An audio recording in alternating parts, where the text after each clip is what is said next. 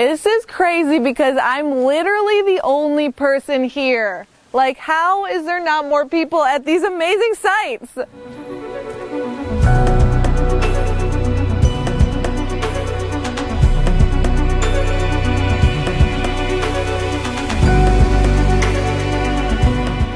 Hey everyone, it is Sarah, and today I'm here in Tikal, Guatemala at the site of the Mayan ancient archaeological ruins. This place is incredible for a couple of reasons.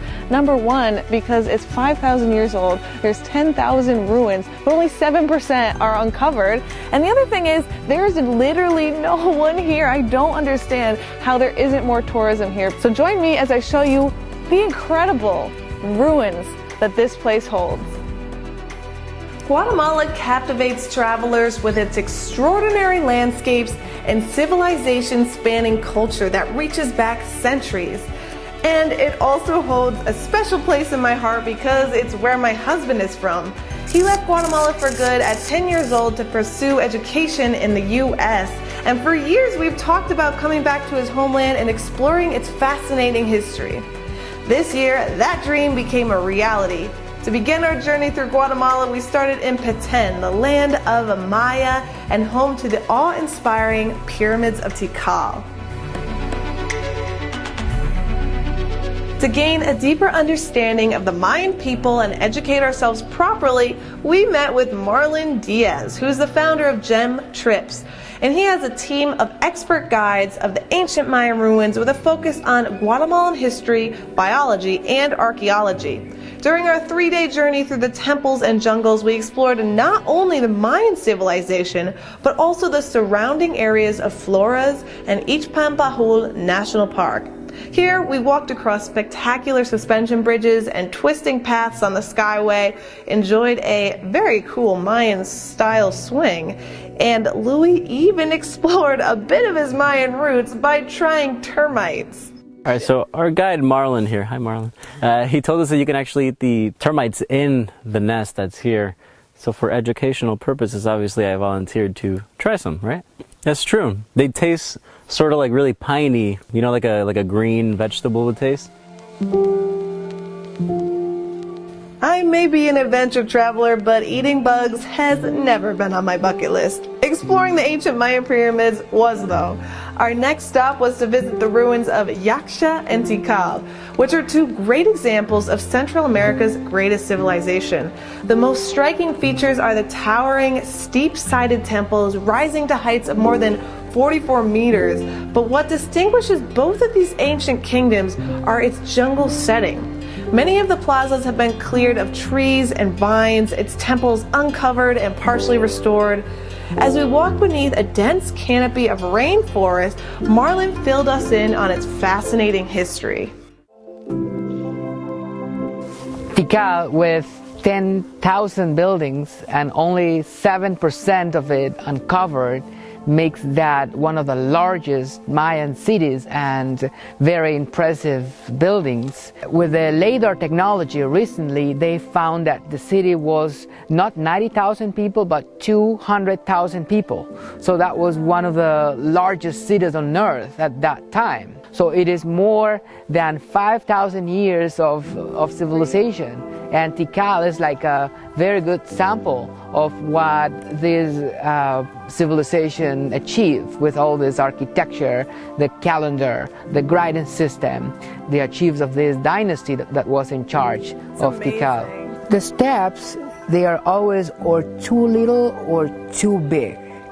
And that's weird, but they have a meaning. And the meaning, if it's about going up, it's multiple of 13. So it's usually 26 or it's 39 or 52, but means about going up to heaven, the world of gods. But when it's about going into caves or into tombs, the steps are always multiples of 9, which is the number of the underworld.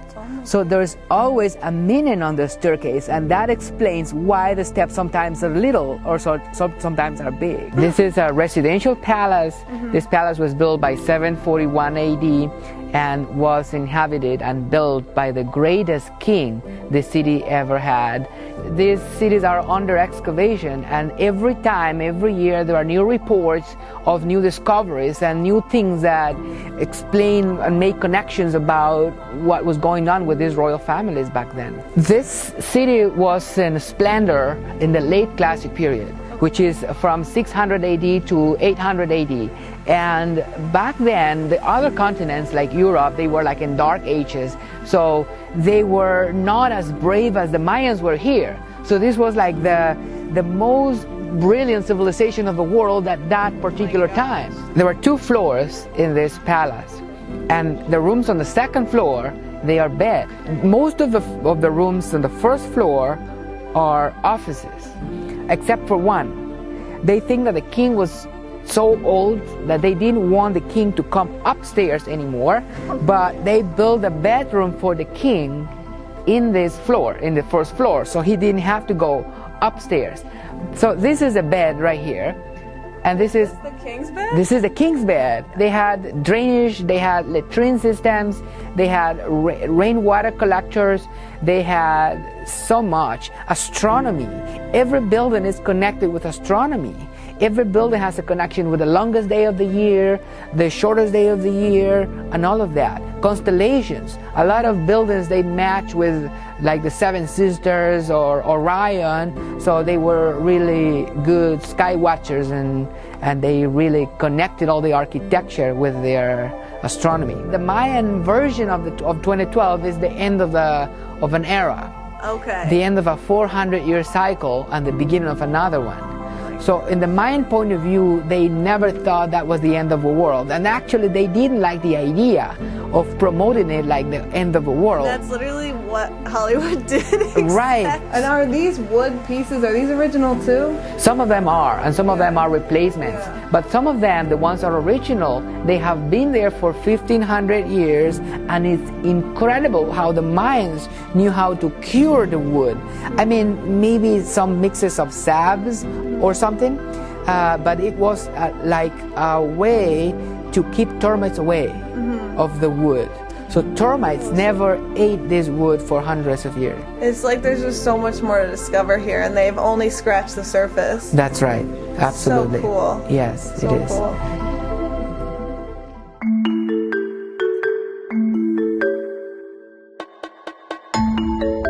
Another thing that struck me about Tikal and Yaxha was the wildlife. Monkeys howled, birds chirped. What was once a Mayan palace has now been turned into an animal kingdom. To get a more one-on-one encounter with wildlife, we headed to Kashil Lake to visit monkey spiders that were living in an island sanctuary. So one of the things you can do here while you're in the Tikal area is you can come here to Kashil Lake and feed these adorable little spider monkeys, and they come right to the boat. And this one's name is Margarita. It's so interesting because they actually only have 4 fingers. They don't have thumbs because the thumbs evolved off apparently because they didn't use them. So they look very much like human hands but only have the 4 little fingers. No? You don't like that one? Ah! You rejected my banana. So she just ate about 15 bananas, and now it's time to, just take a break, rest in the sun. Those who stop to ask whatever happened to the Maya are sometimes surprised by the simple answer: nothing. The Mayan villages in the highlands and Antigua, where locals still wear traditional dress, are the most visible indicators of this century-old culture. But look closely when you're visiting an archaeological site, because you'll see altars with modern offerings to the ancient spirits. Mayan culture continues to evolve today, and who knows what the future might bring. Thanks for watching. If you like this video, remember to subscribe, follow me on Instagram at SarahFunky, and I will see you next time.